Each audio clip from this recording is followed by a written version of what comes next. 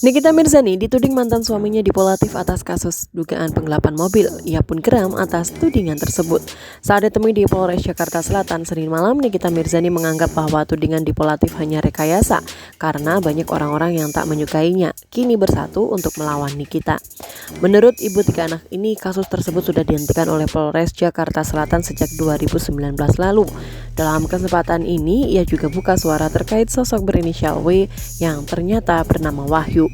Nama tersebut sempat beberapa kali disebut oleh pihak dipolatif terkait kasus penggelapan mobil. Nikita Mirzani malah menyebutkan Wahyu sudah dilaporkan ke kepolisian beberapa tahun lalu atas dugaan penggelapan motor serta pencurian uang. Ada tudingan penggelapan. Tudingan penggelapan ya, buat saya tudingan penggelapan itu sudah selesai. Itu hanya dibuat-buat rekayasa semata untuk jadi suatu berita. Karena sekarang mereka itu berkelompok untuk melawan saya sendirian. Jadi cerita tentang penggelapan itu kan sudah SP3 sama Polres Jakarta Selatan, berarti sudah selesai kan. Nah, polisi kan tidak semerta-merta untuk mengeluarkan surat SP3 kalau memang buktinya tidak kuat. Itu pertama.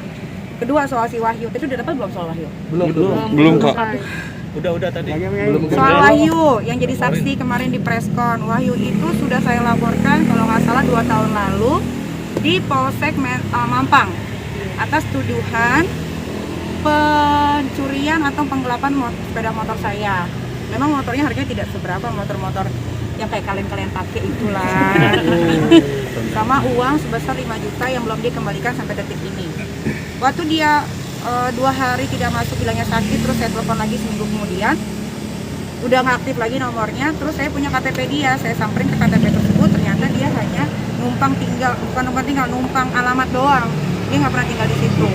Tiba-tiba sekarang kemarin dia preskon sama lawyer yang kalian tahu sendiri lawyernya siapa ya, saya nggak usah sebutin, nanti keenakan kan saya artisnya. Gitu. Jadi saya rasa netizen harusnya udah bisa lebih pintar ya dalam memilah-milih suatu gosip yang harus kalian cerna dengan baik atau tidak gitu. Tadi katanya disebut menghalang-halangi si Wahyu untuk bersaksi di... Bagaimana menghalang-halangi? Orang saya kirim kok surat lembarannya via WhatsApp. Saya makan surat sama Kak Fitri, Kak ini si Wahyu nggak mau datang, gimana ya? Ya udah pasrah aja sama Allah gitu. Gak pernah dia yang malah tidak mau datang kok. Sampai akhirnya ganti nomor telepon dan akhirnya saya tahu ternyata dia kerja sama si laki-laki ini. Gitu. Jadi saya luruskan saja ya biar nggak simpang siur. Jadi ini ada harta milik pasangan suami istri. Jadi terus bagaimana seorang suami memberikan sesuatu kepada istrinya tiba-tiba dibilang penggelapan. Ini logikanya ditaruh di mana? Itu yang pertama. Yang kedua, ada somasi yang dilayangkan. Dia meminta kembali pemberiannya. Nah, seorang meminta kembali pemberian itu bukti bahwa memang barang itu pernah diserahkan. Seperti itu. Jadi nggak ada perbuatan pidana nih. Ini hanya cari-cari masalah saja. Makanya dia cari masalah, kita sebetulnya tidak mau melaporkan penelantaran anak, tapi karena dia memicu ya kita laporkan. Masih banyak pasal yang nanti yang kita kaitkan. Berarti bukan atas nama perusahaannya ya? Wah, kita nggak tahu mobil itu setahu saya dulu bodong ya, nggak ada surat-surat. Ya karena pihak mereka sebut BPKB-nya di tangan mereka kan itu. Iya, itu BPKB kayaknya baru dibikin setelah dia melaporkan saya ke Polres Jakarta Selatan. Yang saya tahu mobil itu bodong. Kenapa saya bisa bilang mobil itu bodong? Waktu itu dia ngoprek mesinnya itu loh, dikerok-kerok itu nomor mesin untuk dijadiin BPKB. Dan harga mobil itu saya tahu dulu 2 tahun lalu 98 juta, tapi nggak tahu sekarang mungkin udah 50-an.